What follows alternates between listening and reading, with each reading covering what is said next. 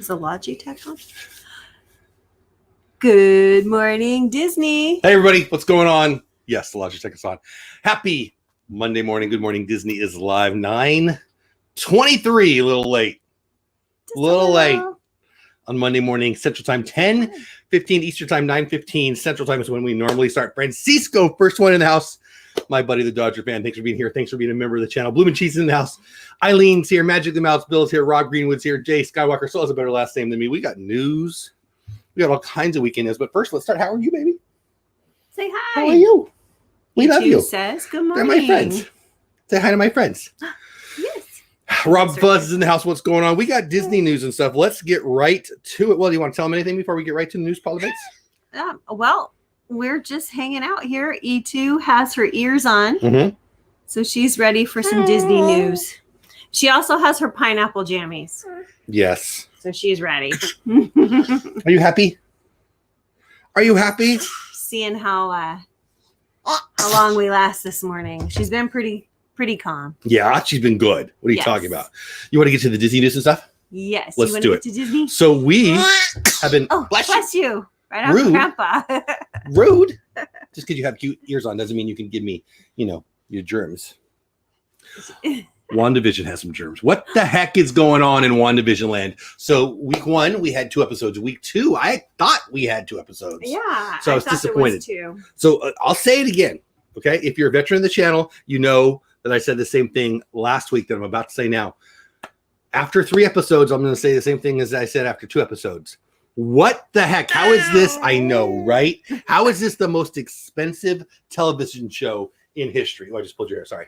Okay. 9 episodes total. 3 are done. That's 1/3. And they've spent $1.95 so far. It's the most. Let me just say it again. HBO's The Pacific is the most expensive television show ever.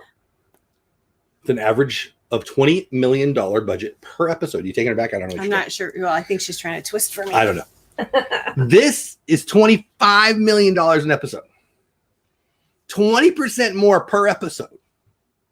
And so far, we've got Dick Van Dyke and Bewitched. Yeah. I don't know where they're putting all the money. Who stole that money? Right, Rob? Where's that money going?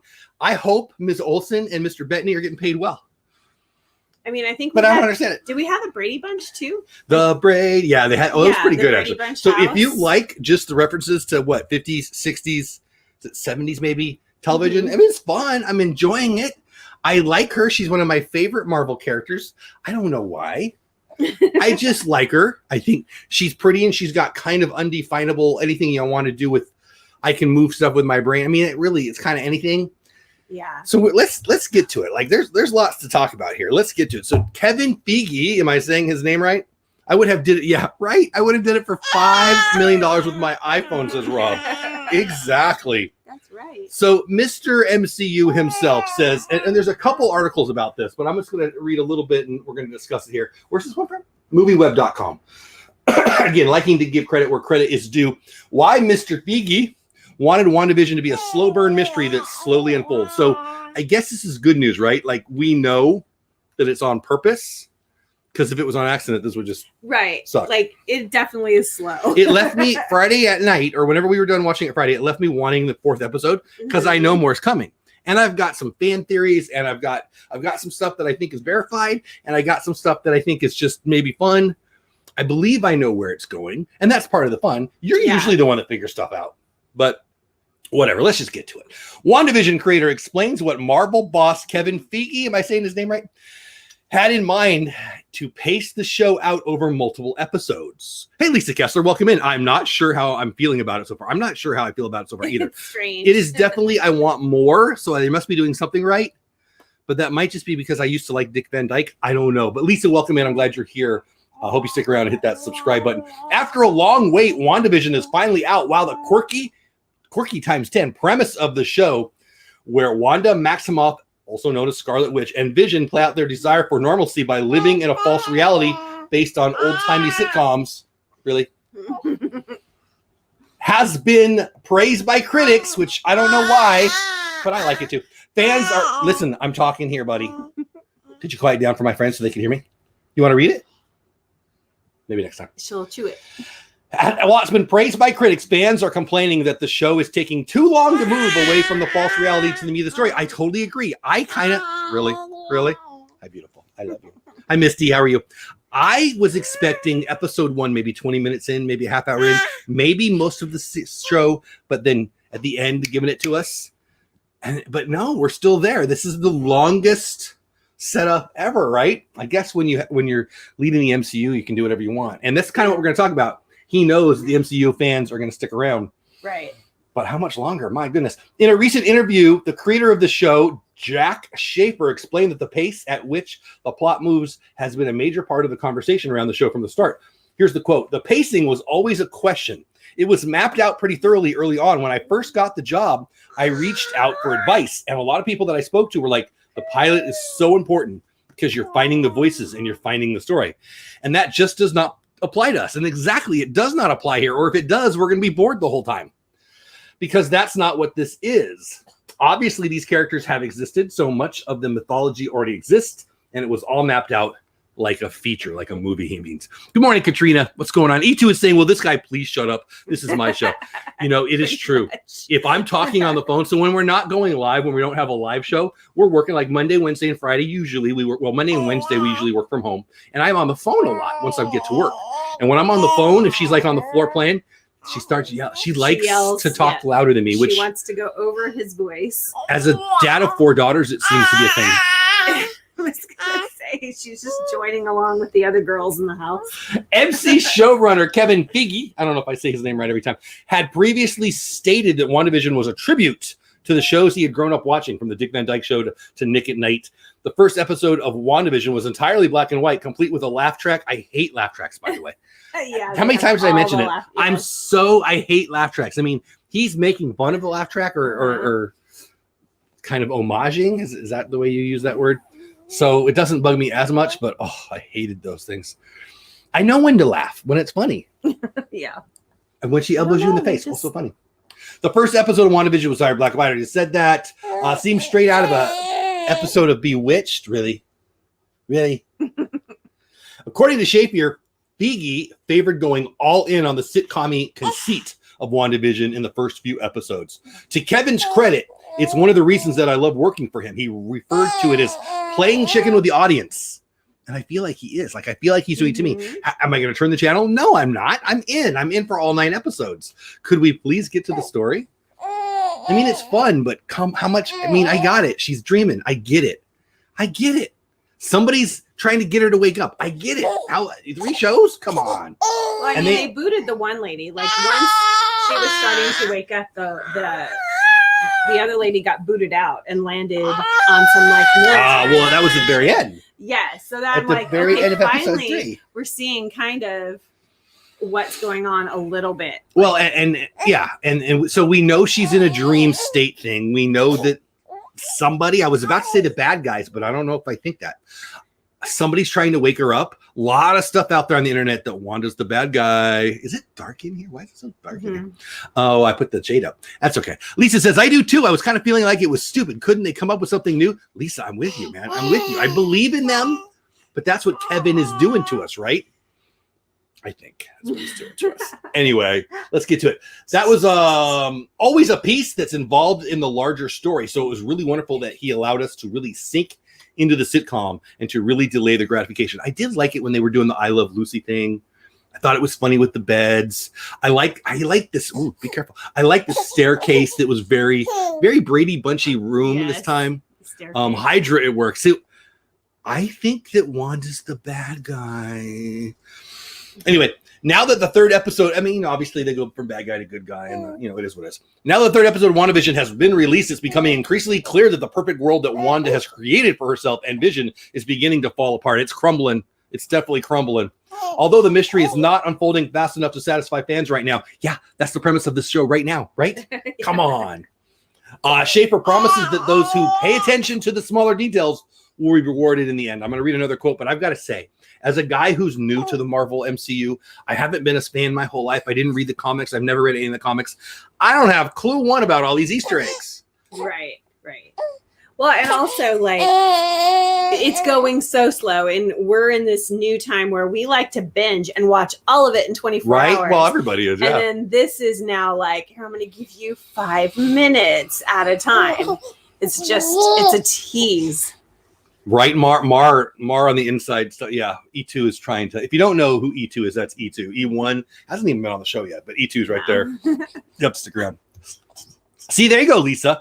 I was wondering. That was going to be my question at the end to anybody who stuck around to the end. I almost didn't watch. I got the hiccups. I almost didn't watch number 3. I wonder how many people are like, come on. Right. Because here's the thing. It's not like you're going to miss it, right? Like if you just don't watch it, and then you hear about it, like you go on Twitter, you go on Instagram, you learn, all right, now it's good. You can just go binge it, which I would prefer. Right. Like part of me wants to just wait for all 9 and watch it, watch it on a Saturday or something, a rainy Saturday. But then I want to know right now, part of being a Disney YouTuber, that's one of the most fun, the best part is you guys and making the connections.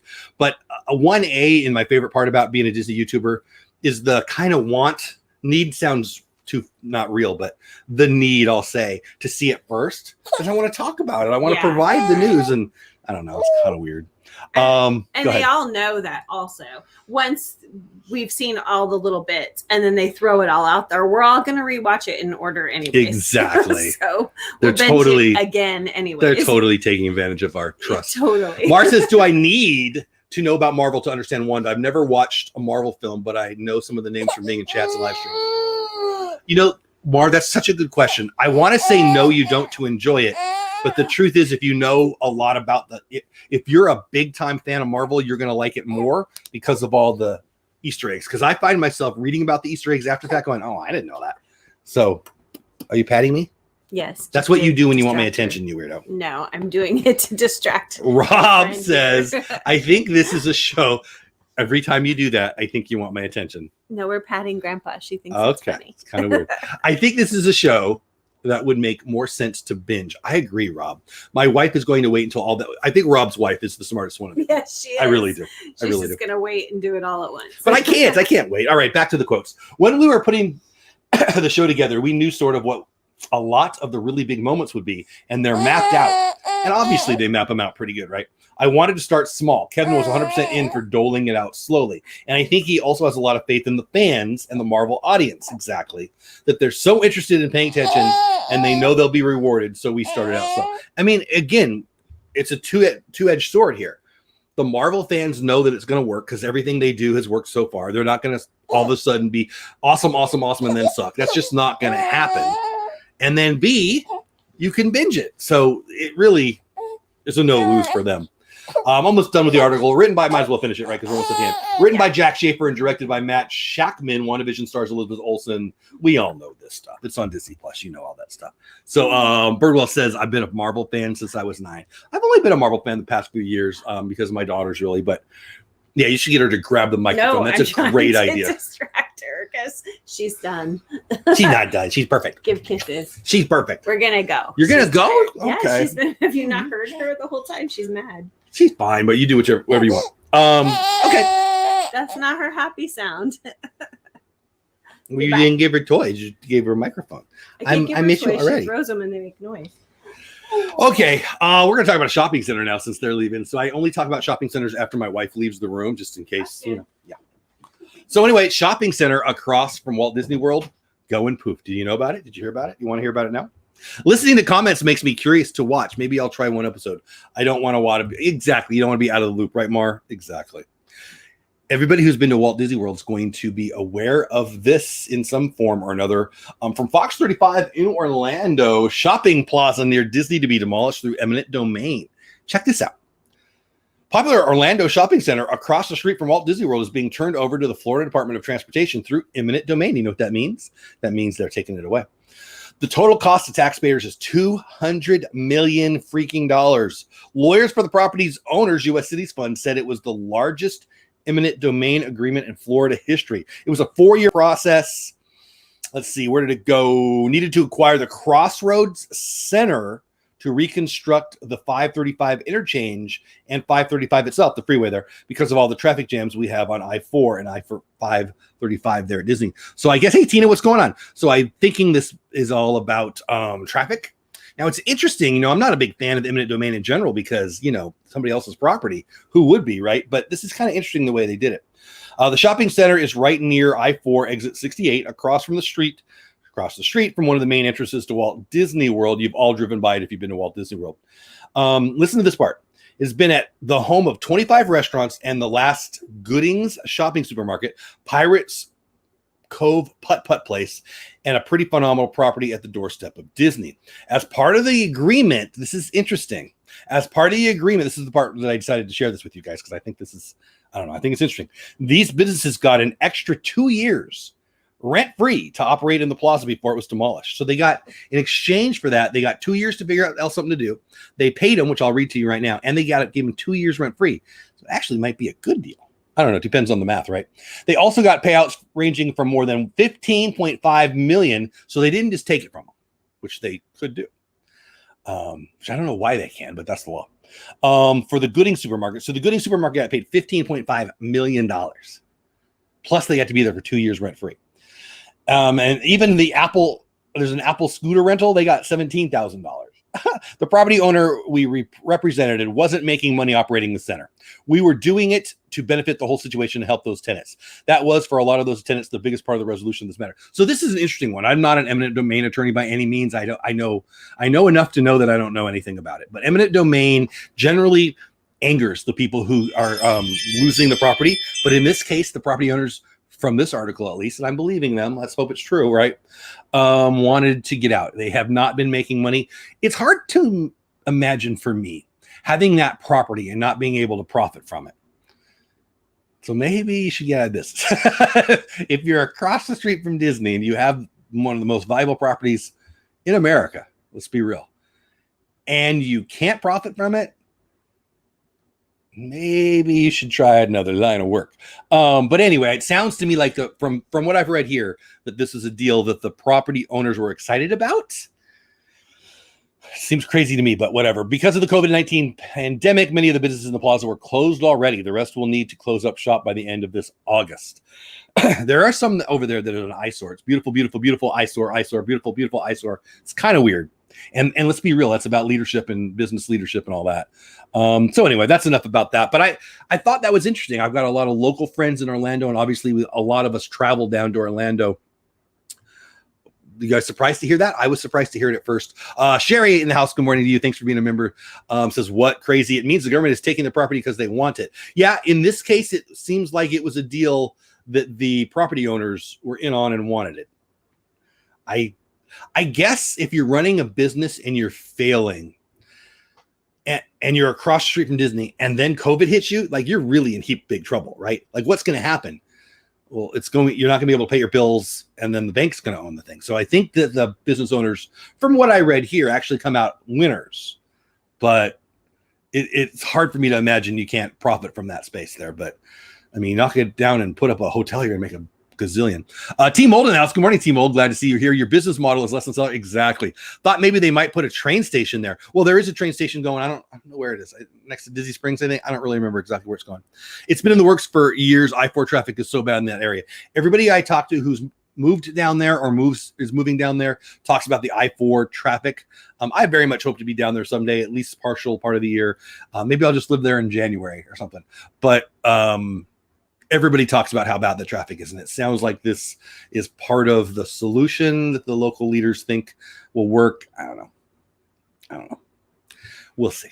I'm not a local, so I don't follow it very closely, but I found it interesting. I thought you guys might too. What say you? You guys, any local? Hey, surfer girl. Glad you're here, my friend. What's going on? Let's see, I'm checking my emails. Oh, yeah. So a lot of people have been talking about the annual pass holders in Disneyland.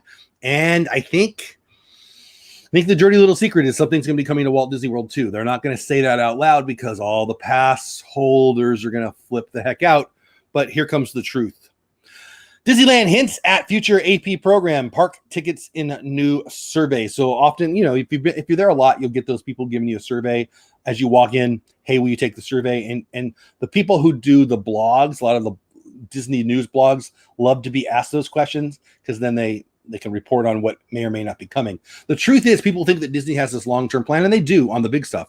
but there's plenty of things that they're very pliable on, and they survey their regular customers pretty regularly, and then make decisions off of that. So here you go. Disneyland Resort recently announced that it would be ending its existing annual pass holder program effective immediately. Former pass holders are still eligible to take advantage of certain discounts, blah, blah, blah. Who cares?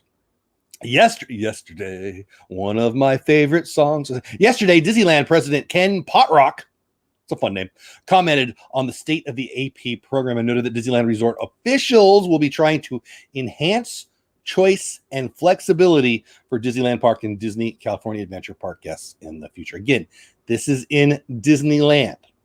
Here's the quote. Excuse me, guys. This is not designed to limit choice and flexibility. It's designed to enhance choice and flexibility. People may say, here's how I've always used it. People may say, here's what I bought, but I didn't quite use it and optimize it. People may say, I have a different family structure or my financial situation is different. I would love to do a little bit differently than I've done in the past. What we're hoping to be able to provide is the choice and flexibility for all of those different evolving states. Makes sense, right? I think lots of people, I mean, here's the truth. Again, if you're a veteran of the show, you hear me making fun of people all the time who think, oh, I just want it to be the way it was. It's not the way the world works. It's not. The annual pass holder program in 1984 was to fill up Disneyland that was pretty empty Monday through Thursday, 9 months out of the year, 8 months out of the year, outside of the holidays and the summer months. So 8 months out of the year, I suppose, 7 months out of the year at least, 4 days a week, Monday, Tuesday, Wednesday, Thursday, the place was empty. I know. I used to go. When I lived there locally, it was the best time to go. We homeschooled our kids, so I went to work. Paula got to take the kids on weekdays. They would go 3, 4, sometimes 5 days a week, and the place was a ghost town. It's different now. It's very different. Annual pass holders out in Florida, there you go, a bunch of them in the chat right now talking about it. They have different levels. You don't get to go every day unless you pay the premium amount. You don't get to go every day to both parks or all the parks unless you pay the premium amount. And there's different levels. It's just like sports tickets. If you're a sports fan, you know this. If you're not a sports fan, I'll tell you now. Dynamic ticket pricing is a thing. What does that mean? The tickets that are $12 on Tuesday in August in Texas, when the Rangers stink, are going to be a different price. That same seat's going to be a different price on a Saturday night, on a giveaway night against the Yankees when they're in the playoffs. It's dynamic pricing, and that's what Disney's going to. If you've been following the sports world, if you've ever been involved in the last 5 or 10 years in season tickets in sports, it's dynamic pricing. If you're gonna have to pay a lot for the freedom to do everything, and nobody wants to do everything. Nobody goes 365 days a year, so you can find a pass that works for you. People will save money, and it's more likely to fill up the parks. Makes sense? I hope it does. Also, you get arguments about this all the time, but pass holders spend less money on food and merch than the other people, so they want to have space for that. I know every time I say that, pass holders say, I'm a pass holder, I spend a lot of money. It is what it is. Exactly, Rob Greenwood, exactly. Airfare is also dynamic. Exactly right. I know I'm behind in chat. I'll get caught up here in a minute. Now, Disneyland Resort has begun emailing former annual pass holders a new survey. Oh, where'd it go? That asks questions about future membership offerings. So this is actually going directly to annual pass holders, not to people who walk into the into the park. These questionnaires, so they're asking the people that they know are going to be affected the most. Make sense? These questionnaires are meant to gauge what former annual pass holders would be inclined to purchase once they are able and ready to visit Disneyland and DCA. The surveys present a few possible passport options as well as numerous ticket options, depending on how often you want to visit the theme parks. There are multiple different surveys being sent to former annual pass holders, so not every person who was a Disneyland passport holder is receiving the same survey. Anytime you do a big survey like that, it depends on the mass of it, but you're going to have 4 or 5. The more different surveys you have, the more variability you get rid of in your results. It also appears that the survey is slowly being sent out to former Disney Resort annual pass holders, as we can confirm that not every former AP has received it yet. That means they didn't get theirs. Instagram user, who cares? Blah, blah. Does that make sense? So that was kind of a quick go over of that. Let me get caught up in chat. I'm way behind, and I like to have that conversation with you guys during the show. Mar says, Lynn got her annual pass. I saw that renewed yesterday and went to Animal Kingdom. I didn't get to watch any of her stuff. There was a bunch of football on, and I had some other things going on. We had family over, but I saw that she was there. I'm jealous. Good for her. Magic the Mouse says, I just renewed my Florida resident annual pass this morning. Nice. Good for you, buddy. I'm jealous. Renew my pass this Saturday, says Rob. Airfare is dynamic. Yeah, customized pass. Yeah, here's the annual pass I want. Do I want to buy an annual pass? Before COVID, I thought about buying an annual pass for 2020. About this time last year, I was thinking, how many times will I fly out there? Will it be worth my time to fly out there, do a weekend now and then, get a bunch of content for the YouTube channel? Can I make it work? I thought about it. And in the end, I thought, no, it does not quite make sense yet, right? If you could have, let's be real. I want to pay. It's like, I hate Geico commercials so much. Or is it Geico? No, who? Liberty Mutual. It's Liberty Mutual. I hate those commercials so much. Here's the whole commercial. I got a stupid emu and a guy who can't play volleyball. And we're going to talk about how you only pay for what you want. You don't have to pay for things you don't want. What a stupid ad. What a horribly dumb ad. They're talking you into liking them more because why? We're not going to make you pay for stuff you don't use. How stupid is that? And that's what annual pass holders do. We pay for stuff that we're not using. Wouldn't it be better to pay, think of Jeff Brain here. Think about the e-ticket rides. Remember Disney people go back in the Wayback Machine. Here's my e-ticket. I get to go on Space Mountain. Here's my A-ticket. I can ride the railroad, right? I don't want to pay for 500 channels when I watch 12. I want to pay for the 12 channels. Dynamic pricing. Can I just pay for the times I go? And if it becomes the more you go, the less you pay thing, I think that's the most, I hate the word fair, but fair way to do it. I don't want to pay for Tuesday, Wednesday, and Thursday 48 weeks out of the year when I'm only there for 4 weeks. Let's be real. I'm only there for 1 week. Heck, I haven't been there in a year and a half because, bat soup or something. I don't know. So what say you? Do you guys like this? Here's what I suspect will happen. Let me know what you think. I suspect the pass holder world will freak the heck out. I think Disney YouTube will freak out. I think Disney Twitter will freak out. I think Disney Instagram will freak out. I think pass holders will re-get their pass hole nickname and people will freak out. But in 3 years, they'll all be going, oh my gosh, this is the best thing that ever happened. That's what I think. What say you? New episode of Disney. Oh, thank you. Bill says Magic the Mouse is reminding everybody that tomorrow is the first episode of episode 2 of Disney Duos over on his radio station where I DJ some Disney music. And I think you will like it. I am pretty happy with how it turned out. Actually, I'll probably be recording episodes 3 and 4 tonight, sitting right here. I think so. But episode 2 should be premiering. Yeah, premieres tomorrow. So check that out on Magic the Mouse Radio. I remember those e-tickets and ticket bookings. I do too. I think it's brilliant. Thank you. Bat soup. Hadn't heard that one before. It makes people mad, but this is my I don't care face. I still have what's left of my ticket book from my first Disney World trip. Oh, that's cool. My mom, who's in chat, used to have was it a soup bowl or something that she put on a knick-knack thing in the corner, and I could open it as a kid, and there would be books and books and books of partially used Disney e-ticket ride, all that. Now they're worth a ton. I gotta be honest with you, I've gone on eBay to buy one multiple times, but they're too expensive. Thanks for throwing those away, Ma. But anyway, pretty cool stuff. Team Marie, now say Team Marie, thanks for being here. Thanks for being a member of the channel. Rob Fuss saying 1983 e-ticket, baby. That's right. Those tickets were fun. I think paying a la carte is always better. Like if I go to a barbecue restaurant, if I don't want coleslaw, and I do, but if I don't want coleslaw, do I have to pay for the coleslaw? It doesn't make sense to me. If I want to go to dinner at that barbecue restaurant on Thursday, do I have to pay for it on Tuesday too? Because I'm not going to be there on Tuesday. I'm only going there on Thursday. It doesn't make much sense to me. But people don't like change. And lucky for me, I like to make fun of people who don't like change. Disney usually does not do anything without having done it. Exactly, Jay. I'm not saying they don't make mistakes. The proof is in, we vote with our feet.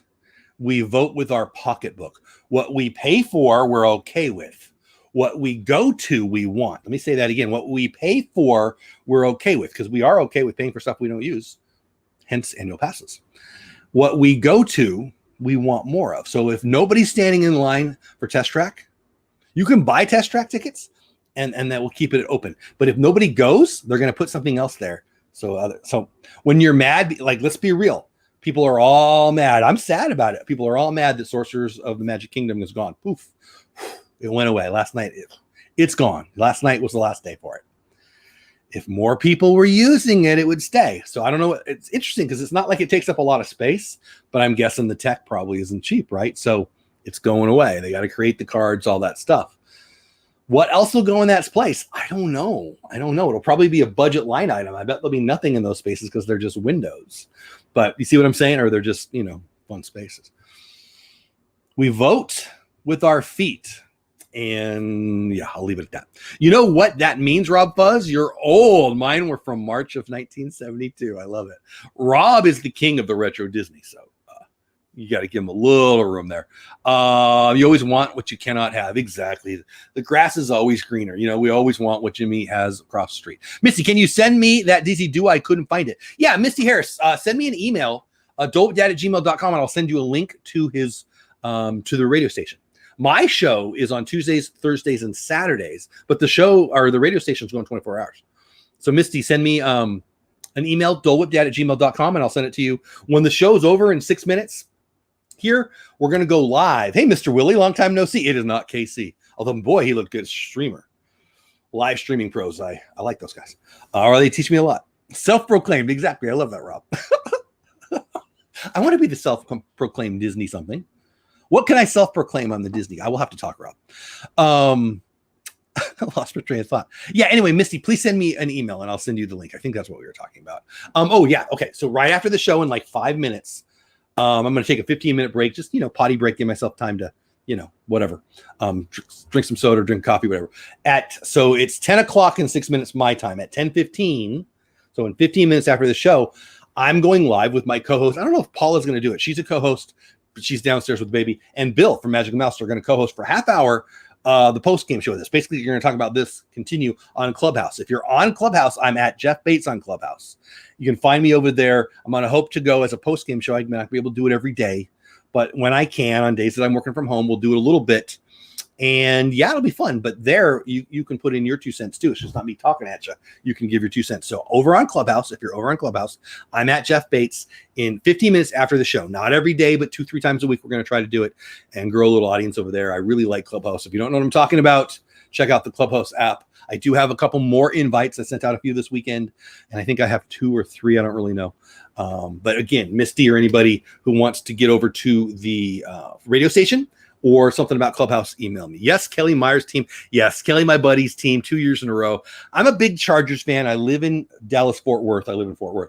So I'm a Dallas Cowboys fan by locality and a San Diego, now LA Chargers fan by history.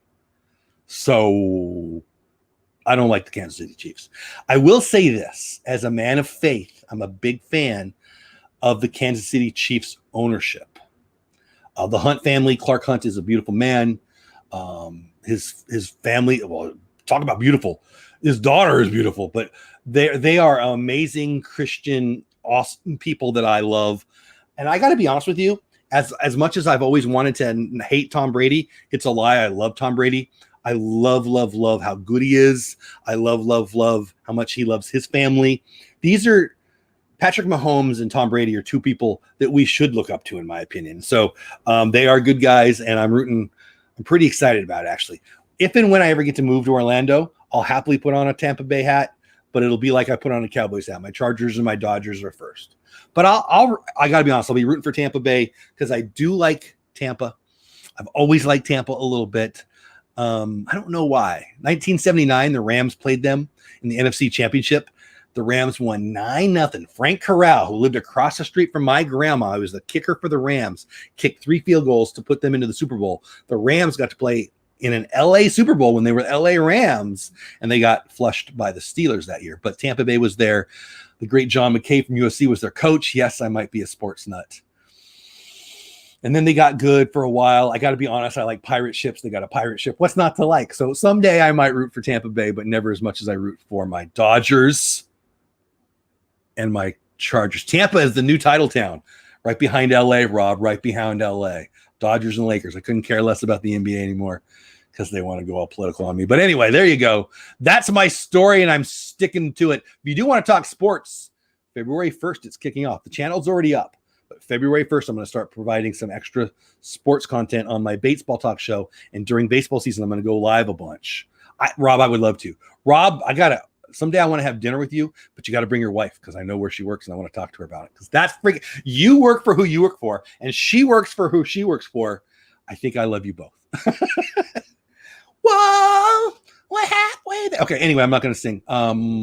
Yeah, I think that's it. I think I have done enough damage. If you're still here and I haven't annoyed you yet, thanks for sticking around. Smash the subscribe button. Please become a member of the channel. If you're interested, more importantly than that, just check us out tomorrow. We'll be here at 9:15 my time, 10:15 your time, outside of work or family issues. But normally we're here. Mondays and Wednesdays are almost always here. Tuesdays and Thursdays usually here. Fridays, it just depends on what we're doing with the stuff we do. We're Cinder Alley in the house. What's going on, Cinder? Yes, little Bon Jovi. Rob shows up and I sing. Wait until I sing some Hometown Train. It gets really scary in here. I'm fat and sassy, Jessica. How about yourself, says Mar. What? See, that's where I should read it before I read it out loud. But anyway, Rob, I'm happy that Tampa is the second biggest title town in America this year, right behind. I love LA, and I love you guys too. Thanks so much for being here. Have the best day ever. Tomorrow, 2 episodes, Magic the Mouse Radio, Disney Duos. Please, please, please check it out and send me some feedback. I want to know what you think. If you send it to me today before 6 o'clock, you'll probably have an effect on episode 3 and 4 because I'm going to record it right here. Going over to Clubhouse right now. Well, no, 15 minutes. Disney Talk with Dole Whip Dad should be fun. King of Bon Jovi Retro. I'm in, Rob. Sign me up. Guys, I appreciate your time. Have the best day ever. Have fun storming the castle. Unless you want to storm a castle, and then don't because, that's what crazy people do. All right. Love you. Clubhouse right now. And yeah, get over to Disney Duos on Magic of the Mouse TV. See you tomorrow for more Good Morning Disney. Love you all. See you soon. Bye for now. Get over to Clubhouse.